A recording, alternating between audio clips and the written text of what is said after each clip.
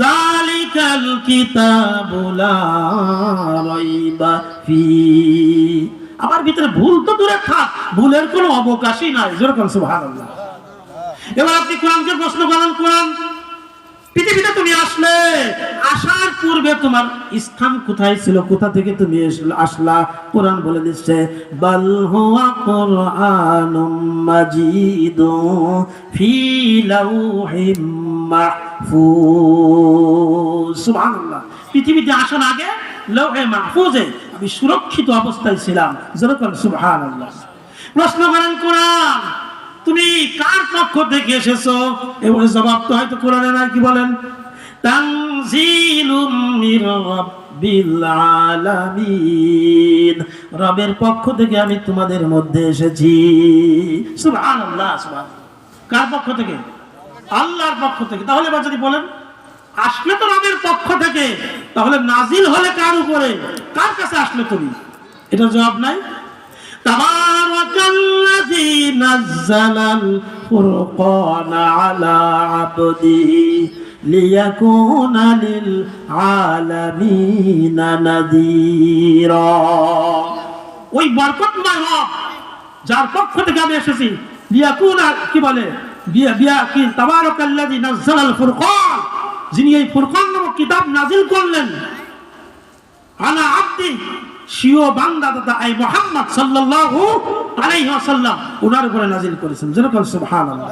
প্রিয় ভাইরা, এই নবীর উপরে কোরআন নাযিল হলো। এরপরে আপনি যদি প্রশ্ন বলেন যে তুমি পৃথিবীতে আসলা, মাস আছে 12টা, কয়টা? কোন মাসে এসেছো? কোরআনের জবাব নাই। শাহরু রমাদানাল্লাযী উনজিলা ফীহিল কুরআন, এই রমজান মাসে আমি পৃথিবীতে এসেছি। সুবহানাল্লাহ। এখন যদি আপনি বলেন তাহলে রমজানে তো আসলে, যখন এসেছিলা তখন রাত ছিল নাকি দিন ছিল? আছে না জবাব? ইন্না আনজালনাহু ফি লাইলাতিল কদর, আমি উহাকে কদরের রাত্রিতে নাজিল করেছি। সুবহানাল্লাহ। তাহলে কি বোঝা গেল? কি ছিল তখন? রাত ছিল, তাই না? কেন তুমি এই রাতে নাজিল হলে? অন্য রাতেও তো নাজিল হতে পারতে। কোরআন কি বলছে শোনেন, লাইলাতুল কদরি খায়রুম মিন আলফি শাহর, কদরের রাতটিতে আমি এই জন্য নাজিল হয়েছি, কদরের রাতটা অন্যান্য হাজার মাসের থেকে আল্লাহর কাছে অনেক দামি। সুবহানাল্লাহ। কোরআন পৃথিবীতে আসার পরে সবকিছু হেফাজতের দায়িত্ব, সংরক্ষণের দায়িত্ব কেউ না কেউ নিয়ে থাকে। তুমি যে কোরআন, তোমার হেফাজতের দায়িত্ব কার হাতে? প্রশ্ন করলেন। কোরআন বলছে সূরা আল হিজর 9 নং আয়াত। কত নং আয়াত? কোরআন বলছে ইন্না নাহনু নাযালনা যিকরা ওয়া ইন্না লাহু লাহাফিজুন। ওই রব আমাকে নাজিল করেছে, হেফাজতের দায়িত্বও তিনিই নিয়ে নিয়েছেন। যেরকম সুবহানাল্লাহ। প্রিয় হাজিরিন, 1999 সালে সম্ভবত 17 আগস্ট তুরস্কে একটা ভূমিকম্প হয়েছিল। পত্রিকার ভিতরে এসেছিল, তখন আমি ছোট্ট। ওই কারণটা আমি ওই পত্রিকার ভিতরে পড়েছিলাম, কি জন্য এটা হলো তুরস্কের ভিতরে। সেখানে লেখা ছিল যে তুরস্কের একটা সাগরের পাড়ে 5 স্টার হোটেল, এই হোটেলের ভিতরে 90 জন লোক, কতজন? 90 জন লোক, সেনা অফিসার সহ 90 জন লোক তারা একত্রিত হয়ে বসেছিল, আনন্দ উৎসব করবে। এই জন্য তারা একত্রিত হয়ে বসেছে। অধিকাংশ ছিল খ্রিস্টান, বেদুইন, এরাই ছিল। বড় বড় অফিসার যারা, তারা ওখানে অবস্থান করছিল। কিন্তু ওই মজলিসের ভিতরে একজন দপ্তর ছিল, সে ছিল মুসলমান। সে কি ছিল বলেন? মুসলমান। আর অনুষ্ঠানকে ওদের ভাষায় সৌন্দর্য করার জন্য বিশ্ব সেরা নারীদেরকে আনা হলো, অর্ধ উলঙ্গ করে তারা নাচ গানের ব্যবস্থা করেছিল। নাউযুবিল্লাহি মিন যালিক। এরপরে মেন যে এই অনুষ্ঠানের, সে তার দপ্তরকে বলছে এখানে একটা কোরআন শরীফ নিয়ে আসো। নাউযুবিল্লাহ বলেন। দপ্তর ছিল মুসলমান, কি ছিল? মুসলমান ছিল। বলছে একটা কোরআন শরীফ নিয়ে এসো। দপ্তর চাকরির ভয়ে কোরআন শরীফ এনে দিল, দিয়ে বললেন স্যার, এই কোরআন শরীফ এই নাচের অনুষ্ঠানে, গানের অনুষ্ঠানে আপনি কোরআন কি করবেন?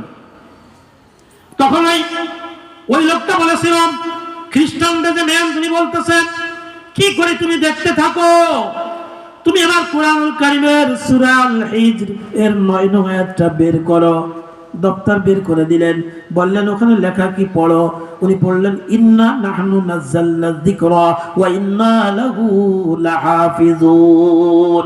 আল্লাহ বলেন কোরআন আমি নাজিল করেছি, এর হেফাজতের দায়িত্ব আমি আল্লাহ নিজে নিয়েছি।